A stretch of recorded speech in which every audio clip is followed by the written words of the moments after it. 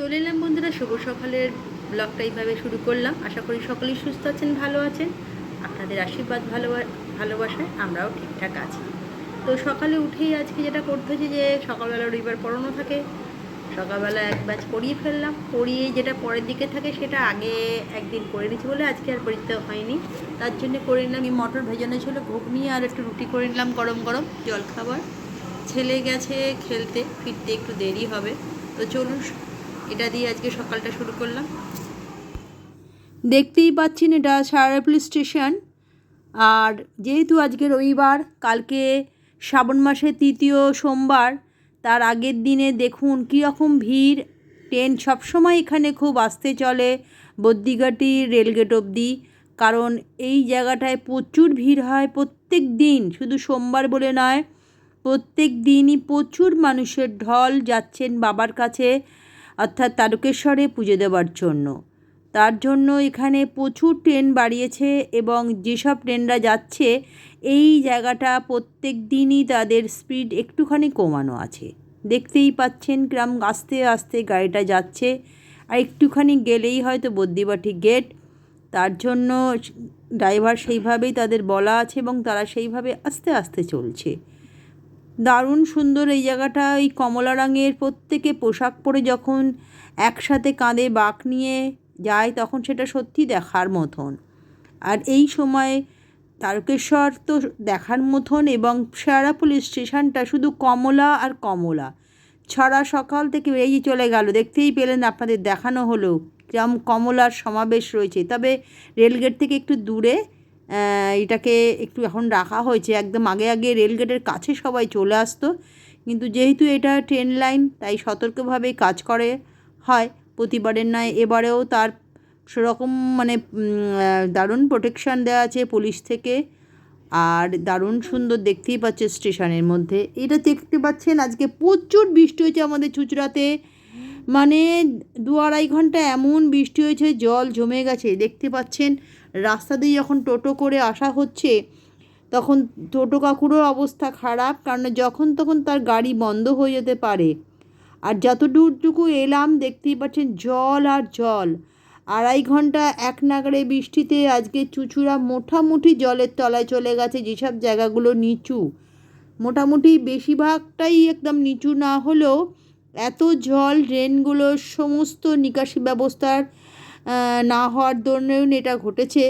কেননা প্লাস্টিক, কাগজ এইগুলো ড্রেনে যেভাবে জড়ো হচ্ছে তার ক্ষেত্রে ড্রেনগুলো সমস্তগুলো বুঝে যায় আর জল ওভারফ্লো হয়ে রাস্তায় চলে আসে। নিচু জায়গা ঠিক আছে, শুধু বৃষ্টি বৃষ্টি, জামা কাপড় তোলা, জামা কাপড় দেওয়া, এই নিয়েই সকালটা কেটে গেল। তো তার মধ্যে যেটা ঝটঝট করে উঠে পেরেছি, ছেলে চলে এসছে খেলে। গরম গরম ভাত করেছি, এখানে একটু বেগুন ভাজা করেছি, স্যালাড আর চিকেন কষা আলু দিয়ে।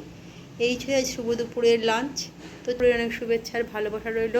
ওয়েদার প্রচণ্ড খারাপ, মেঘলা আকাশ করে রয়েছে, তার মধ্যেই সব কিছু। তবে হ্যাঁ, আজকে আর বিকেলে পড়ানো নেই, এইটাই একটা সবচেয়ে সুবিধে। আর তার মধ্যে বৃষ্টি হলে হবে কি, প্রচণ্ড গরম রয়েছে কিন্তু। তো এইসবের মধ্যেই রবিবারটা যে সকালটা কীভাবে কেটে যায় নিজেই বুঝতে পারি না। বাড়ি থাকলেই সংসারে নিজের একা সংসার, মানে সব কিছু একা হাতেই করতে হয়, রান্না বান্না সব কিছুই করতে হয়।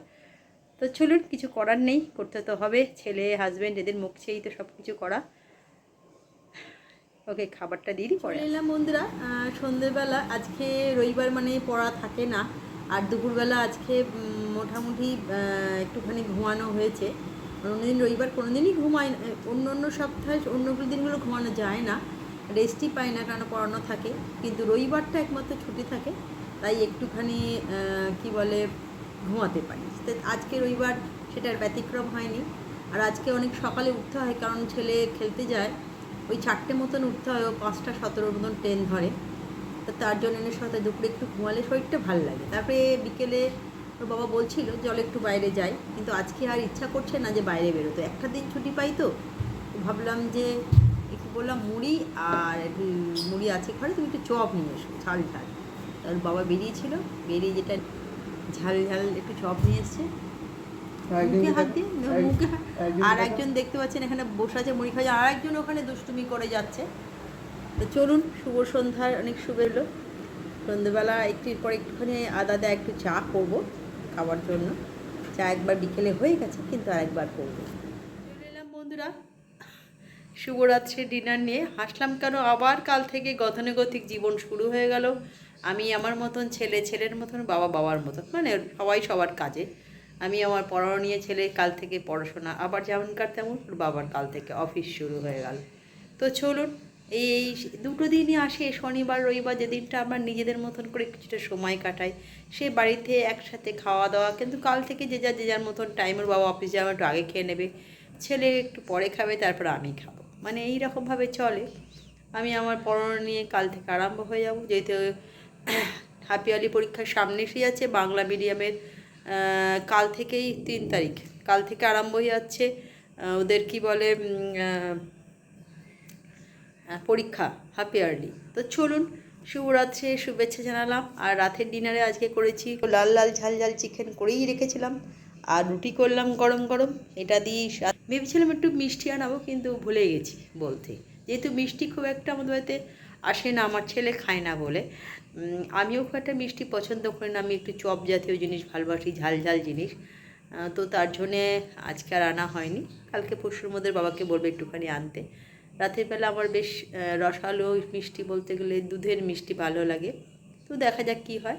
তো চলুন, শুভরাত্রি শুভেচ্ছা আর ভালোবাসা রইল।